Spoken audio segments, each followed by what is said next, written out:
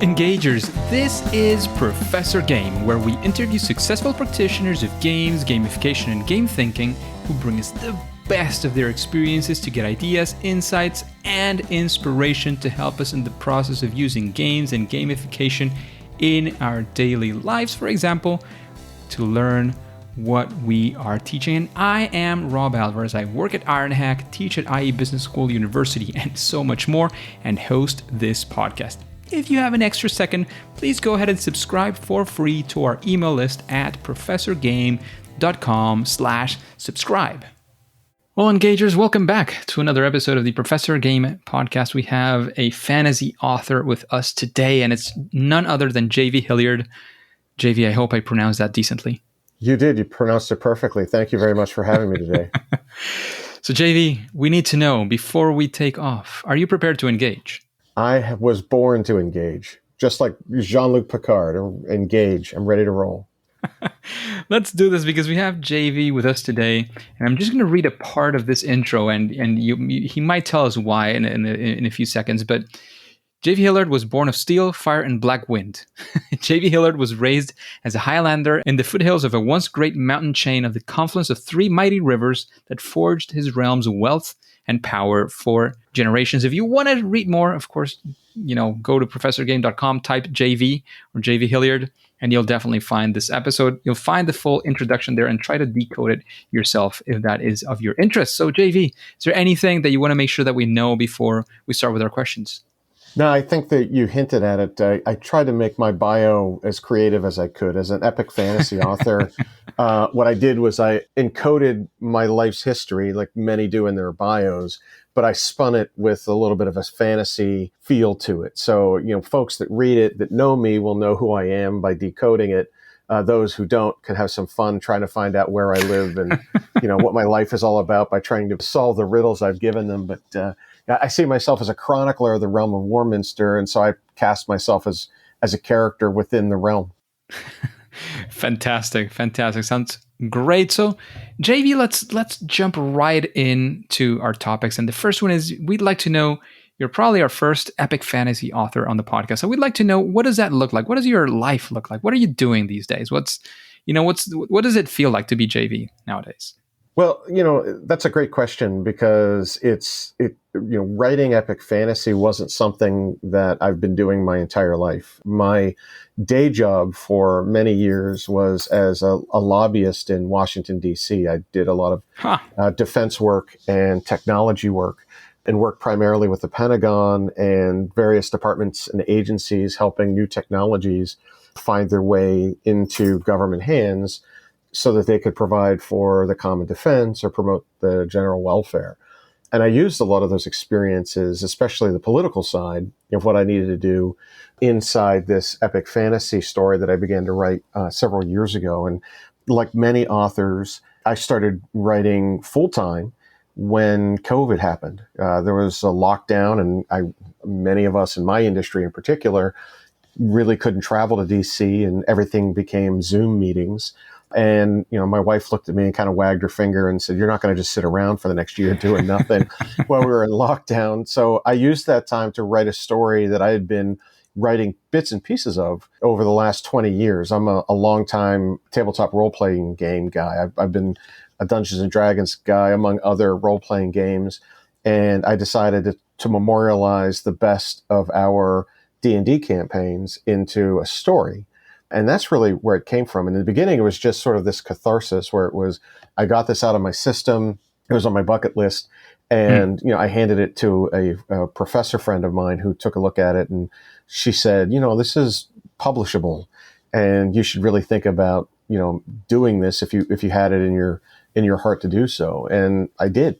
So I made a change. And, being an author these days in particular is a full-time job. And, whether it's, in my case, I'm traditionally published through Dragon Moon Press or others that are independent authors, that publish on their own, unless you're one of the, you're being published by one of the big 5 or 6 publishing houses, you're really out there hustling on, getting your invites to conventions and speaking engagements like this and others promoting your work. So, it became a business, and it's something I've been used to. I've been an entrepreneur for over 20 years. And so for me, it was settling into just a new type of business and learning the marketplace on the fly. And I'm loving it. So I don't want to think about going back, right? Like this has just been a lot of fun. Yeah. And, the energy is different. And, I've found that my, previous career, when you go on an interview like this, you spend 2 days getting ready for it, right? You literally are looking at, at how the host is going to look for that gotcha moment, or the person that you're sitting across from you is going to know what you're going to say, and they're going to counter you, and how you're going to counter their counter. Here, it's very supportive, right? And it's artists supporting other artists, and people want to see you be successful, and there is no jealousy. It's not a dog eat dog. This is more like lifting people up. And that's refreshing. And it's something I hadn't seen for the first part of my career. So I am really enjoying the process of becoming an author and spreading the word about the realm of Warminster. There you go. So thanks for that very insightful way of seeing that career change that you had, and what your life looks like now, and how it actually changed quite a bit.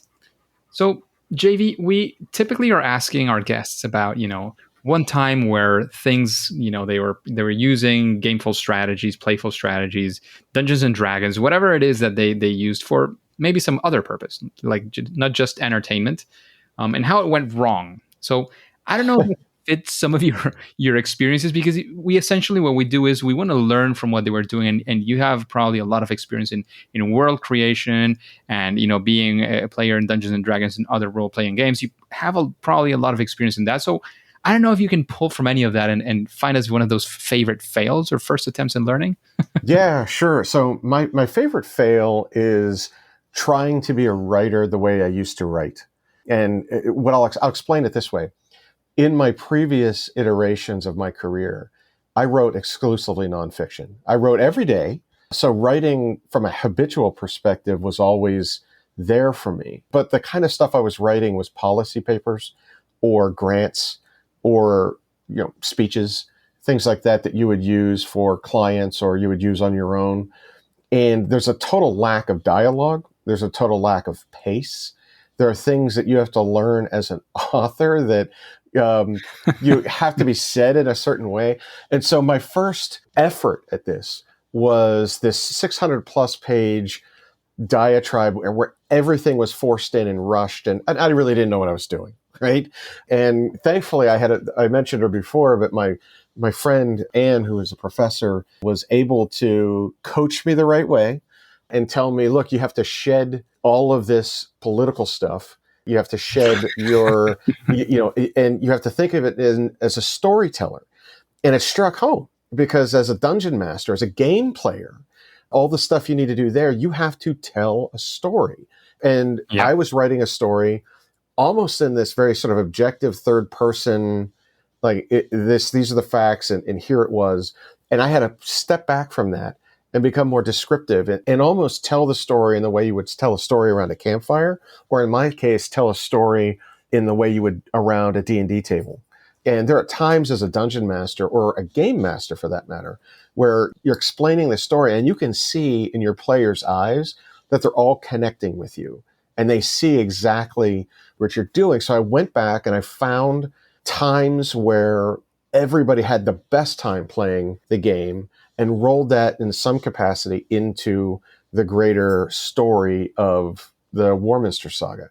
And I broke it up. Instead of one very long book, it became 4 books that are about, 500 pages, maybe, 140,000 words a piece. In the saga, we're halfway through the saga right now, and the other 2 books come out at the end of the year and middle of the spring of next year.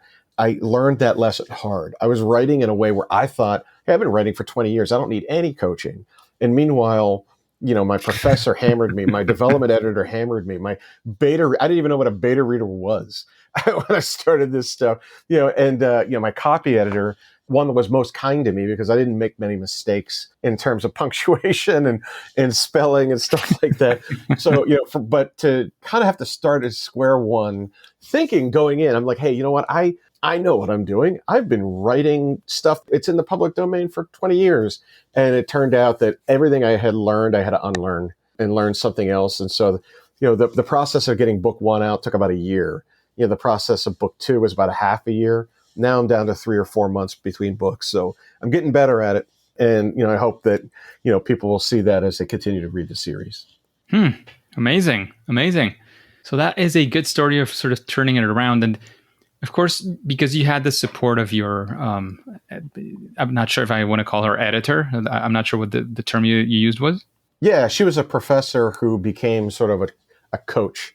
And she put me in touch with a development editor who then let me have it.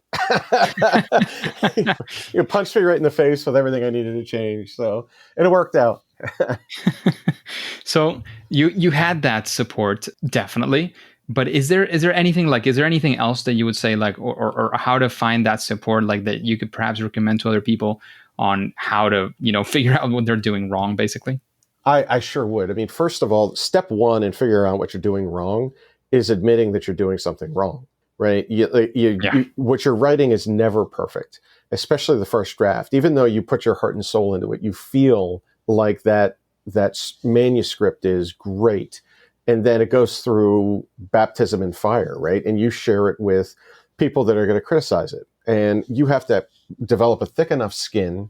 And thankfully, I already had. Like in my day job, I deal with enough realism that, for someone to tell me I need to rewrite something, that's an easy thing. But I think for most authors who might be a little bit more introverted than I am, or afraid to put something out there for, kind of exposing themselves to criticism, you have to understand that those folks are there to constructively criticize, to make your work better. And so their suggestions, even though all of them you don't take, many of them are really good and you should listen to them. And whether it's your fans that are telling you they like certain characters, so you should write about them more, or, in my case, when you find the right group of beta readers, and what I mean by beta readers are a group of people that are good readers who will offer constructive criticism that understand your genre. And in my case, I use a lot of my friends that I play Dungeons and Dragons with. Many of them are also strong writers. They don't do it professionally, but they not only help me there, but they help me if I hit any kind of writer's block. They're there to kind of walk me through something creatively and brainstorm with me, which I think also helps. And that makes my group of beta readers pretty unique.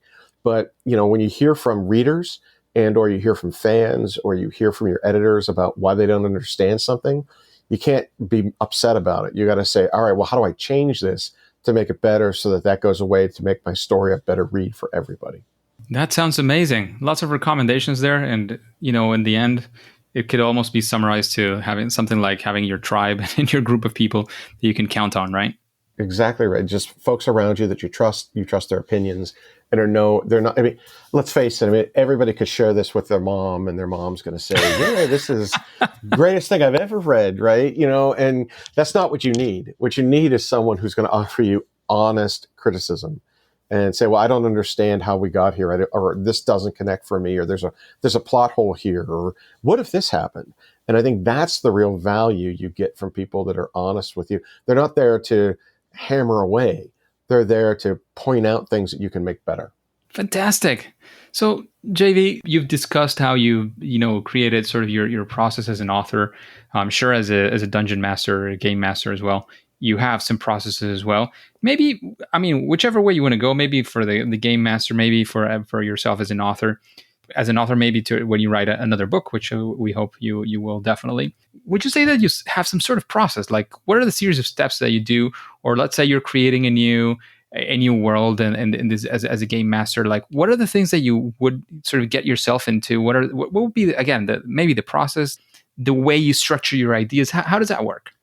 Yeah, so there's a couple of ways I describe this, and I'll try to be as straightforward with it as possible. But when I start planning for a new novel, or in this case, a series of novels, I use all of my game master skills as part of that, right? You have to have a good story with nice story arcs and character development and things like that. Because when you're playing a game of Dungeons and Dragons or any other kind of role-playing game, the characters are developed by the players. They're not developed by you.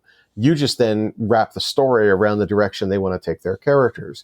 And, you throw monsters in there and challenges, and hopefully they survive and they level up and everybody's happy with the way it ends when you get there. When you're writing a story, it's totally different. You're taking a good story, but it's you that's developing these characters, and you have to pace them in a way that you would like you're leveling up a character in a game. You're not going to jump from first level to 10th level. You're going to go to second level and third level. And so the characters have got to learn things. They've got to fight through struggles. They have to overcome those things.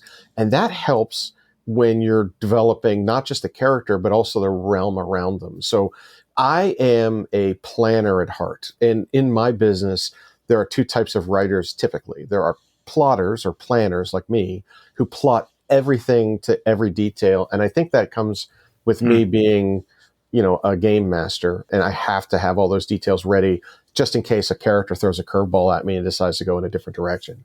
And then there are those that are belovingly called pantsers.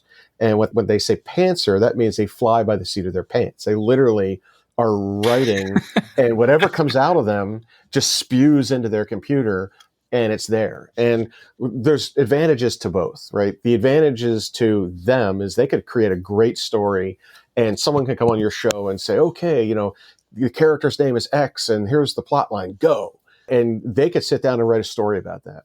I would freeze up. Like, I've got to say, whoa. Well, where is this ending? Like, where are we going with this? I end up reverse engineering my stories. I literally write the ending and work my way back through the chapters to make sure I don't miss any parts of the story that should be in there. And I whiteboard it like I was in an engineering class. It's so strange. I literally make sure I don't miss any details, and I tease people. I say, look, there's no empty real estate in my books. If something's in there, it's in there for a reason. And I think I am the quintessential plotter. Like, I need to see how this is going and where it's going. And I'm going to take you there. And you're going to get a lot of details from that. And I think that's part of, being, someone that has a background as a game master. And, it's been, for me, you want to make sure that you know where you're going and where you want your characters to end up. And so I see those epic battle scenes at the end of every book or at the end of the series before I see the beginning. And I kind of work back from that. And I know that's a strange process, but it's 100% true. And that works for me. I'm sure it doesn't work for everybody, but that's how I start to plan. And I go through and from a world building perspective, I can't use Middle Earth, or I can't use Westeros from Game of Thrones. Or I can't use Greyhawk or Forgotten Realms from Dungeons and Dragons. So you have to create your own monsters. You have to create your own spells system and magic. You have to create your own monetary system for that matter. And when you world build, you're doing all of those same things too, because, is the sky blue? Is there a sun and a moon? Is there gravity? Like, you have to describe all these things, and they don't have to follow the same rules as the world that people live in. I love the fact that my books provide an escapism for people. And, I think that if you change the realm just enough, it makes it believable, and it allows them to sort of, suspend that disbelief for long enough to read the novel and get to where you're going without being too complicated and living in a world that they can't envision. Amazing. Thank you very much for that. I'm sure it'll be insightful and useful for many of us creating things that include creating worlds, characters, and so on. So JV, what would you say is something that when creating these things, again, creating worlds, creating a book, wherever you want to go, would be sort of a best practice? This thing that you would say, well, this sort of, I don't want to call it quick tip, but that thing that you would say, well, do this and at least your process or your thing will be better than it was before. Yeah, so I've got a few, right? I mean, some of them are really kind of boring, but I'll talk to them first and I'll get to the real quick tip at the end. The first is, if you're a writer that's never gone through the process of putting together a book, make sure that writing becomes muscle memory for you. Like, it's almost like when you miss the gym. You don't go to the gym that day or for a couple of days, and your body lets you know it. You feel like I'm missing something. And you have to be that way when you write too, or to make sure you stay on pace. Now, not every time you sit at your computer are you going to write War and Peace. But, at the end of the day, if you're outlining the next chapter or you're doing something to advance the story, no matter how small it is, it will keep you on that pace. It'll keep you coming back every day. And that was something I had to learn in the beginning, was that, you just can't walk away from it for 2 weeks. It gets stale and then you're rereading it. And that way, the story that you're putting together, there's a flow to it and you feel it and you kind of live it, right? The second part of it, we talked about a little earlier, which is be open to constructive criticism. Make sure that you share it and socialize it with other people. I socialize my book covers. I socialize the blurbs on the back of the book covers to see what people think about them, because you want to know, and you want to have the best cover you've got. You want to have the best blurb. You want, when people pick up your book off the bookshelf, that cover has to pop, and they've got to say, wow, I want to take a look at this. And when they turn it over, they're going to read what's in there in 150 words or less. And when you're writing epic fantasy, nothing is 150 words or less. So they're usually, 500-600 page book. So you have to summarize that in 150 words. That's tough. So you got to pick the right words, right? And so I think those are the things that I would focus on to tell any author that they're doing. The best tip: make it muscle memory, and make sure you're socializing with people that you trust. They're going to give you constructive criticism on your work. Very, very important to receive that feedback, constructive criticism, however you want to call it, engagers. Very, very fundamental. And we talked about, testing, beta testing, play testing, all of these things plenty of times before, but now you hear it even from a completely different perspective as well. So this might come in as an interesting question for you because, again, you come from a different realm. You don't necessarily know some of the guests in the past, but hearing these questions and understanding as well that this is a show about using, strategies from games, gamification, game thinking, all these things in many different ways. Would you say that there is something that you would be interested in hearing in an interview like this one on Professor Game, sort of a future guest? Yeah. So one of the things I'm doing right now, and I'm learning on the fly, is I've had a video game company license my intellectual property from the series, and they're making it into an augmented reality, virtual reality video game that will launch in 2024. But in doing that, they're doing exactly what you just described. They are gamifying the gamification. As goofy as that sounds, and I'll give you a perfect example. What they've done is they've set up a Discord. And in that Discord, they created a game master. And that game master has reached out to a handful of prosumers. And what I mean by that these are folks that are into blockchain, into NFTs, into crypto, and want to be there to help you build the game. And so as they're building the game, they're testing with an audience of people that are at the higher end of the use of this stuff, right? This is someone that already has an Oculus, or this is someone that's played Pokemon Go on their phone, or this is someone that is trading crypto or buying NFTs and want to be part of this sort of Web3 immersive experience. And this game will be one of the first, if not the first, in that space. So, what I've been part of is standing on the sideline, watching this Discord channel play out and watching folks offering great advice for what they like to see in video games and what they like to see as part of it. What I found is they want to share. We've had people come in and buy virtual property in a game that doesn't exist yet and give it away to other people to get them interested. Right? Like that doesn't happen. Like that's what I mean. It's so counterintuitive for me because I come from a world where that never would happen, ever. And here it is. I'm sitting here watching these folks spend their money on a game that's 18 months away and handing it, saying, hey, you know what? This is really cool. I'm going to go on this quest. I'm going to use this rusty key, which is an NFT that was created where you open it up and it gives you 3 choices of which doors you go into. And each door, you get a different opportunity and you finish the quest and then you move on to the next thing. And some of these people have been able to help us build what will be, I hope, a much more entertaining game and one that's ready for that Web3 immersive experience where when you drop those Oculus glasses on or other glasses on, or when you're playing this thing through augmented reality using your phone, to go and complete your quests in the real world, that's cool stuff. And I'm watching it unfold. And I think that gamification experience has opened my eyes to a different community that, frankly, I was unaware of was out there. And I'm watching them develop a game around the characters and the plots that I'm putting together in my 4 novels. And it's just wonderful. It's the best way I put it. It makes you feel good. Warms the heart. I hope you put us in contact with them and see. I'd be happy to. I'll connect you with them. Happy to. Amazing. So, JV, keeping up with that recommendation, and of course, right next to your book, would you say that there is any book that you recommend the engagers, this audience, and of course, why? Sure. So I would recommend a couple of things. First of all, if you love epic fantasy, you start with the best. Go to Tolkien, read The Lord of the Rings, read The Hobbit. He's the granddaddy of them all, right? He's the guy. If it weren't for him, there would not be a fantasy genre. More contemporary, if you're a fan of games and you like Dungeons and Dragons, I would recommend R.A. Salvatore. He has done an excellent job with the Drizzt Do'Urden, the Dark Elf trilogy that was based in the Forgotten Realms sort of setting, or Dragonlance by Margaret Weiss. The Dragonlance stuff, I think everybody loves dragons. You see it play out on Game of Thrones and in other places like that too.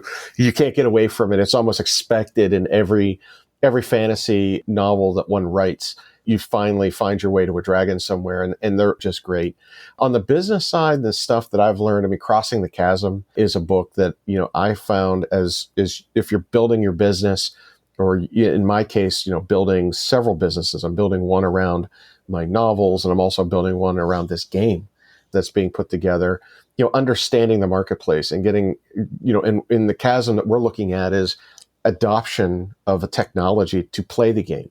Like right now, only the high-end consumer has an Oculus. Only right now have a few people would be able to play this game in the way we want it to play. But 5 years from now, that's going to be different. Apple drops their glasses, or other kind of glasses are going to come out there. You're going to see people walking around in the streets with these things on, in the same way you saw people a few years ago playing Pokemon Go or Harry Potter and catching their Pokemons. And at the time, it was like, what are they doing? And then everybody was doing it. There's an adoption of that. And you see that technology through augmented reality is there. You see it restaurant tables when you hit your QR code, or, I was at a PF Chang's one time and it was the year of the dragon, and I bought this dragon drink that was smoky, and I used my QR code, and this dragon was dancing on my phone around my drink.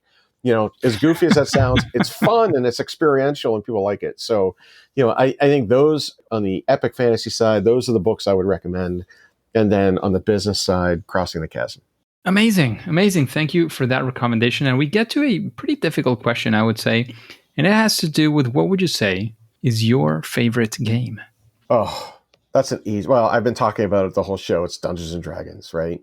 So the reason I like it is, even though I am a monster gamer, and there are plenty of games that I've played since I was a kid, that role-playing game is so immersive. It takes you out and you can do anything in it. And what's cool about it, it's sort of like this group delusion. Like, we get around, like, I still, with my friends on holidays, we'll go to holiday parties, and our wives will be looking at us like, what are you guys talking about? And we'll be talking about the experiences that we've had together in these games as if they actually happened, and they didn't.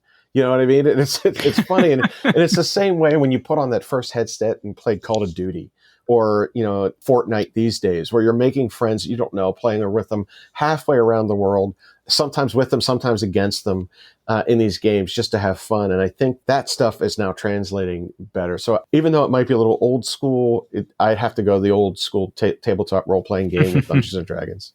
It is certainly an amazing game. And I think I've mentioned this once or twice before in the podcast, but I have never done role-playing games, and I am looking forward to doing that in the future for sure.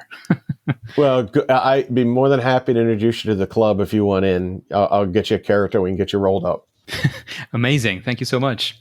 So, JV, we're arriving to the end of the interview. I don't know if there's anything you still have you want to get out of your chest during this interview, any final words, any piece of advice, and of course, let us know where we can find out more about you, about your book, in the world of the internet.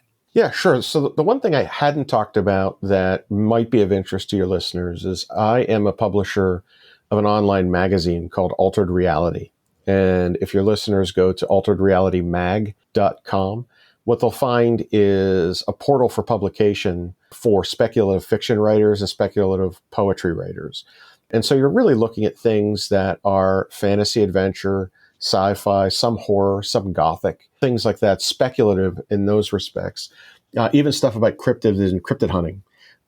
We have an eclectic group of about 70 or 80 authors and poets, along with a handful of artists that do our cover work for it. And if you're looking to find people to connect with, or you're looking to have your first piece of work published, and it falls into one of those categories, hit us up there.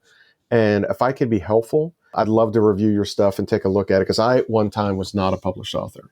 I, one time, was a lot like those folks looking for that portal to publication. And, I found it through this magazine. I wrote a serial for them as part of this. And then when that owner left, I had the chance to kind of take over the magazine and sort of rework it a bit in my image, and I'm having a lot of fun doing that. So I offer that to your listeners if they are like me, looking for a way to get their stuff to publication or just a helping hand in that respect. But you're, kind enough to let me spew this stuff out. So for those that want to contact me or read the Warminster series, my website's really easy. It's jvhilliard.com. You can also find me on Twitter, TikTok, and Instagram at jvhilliardbooks.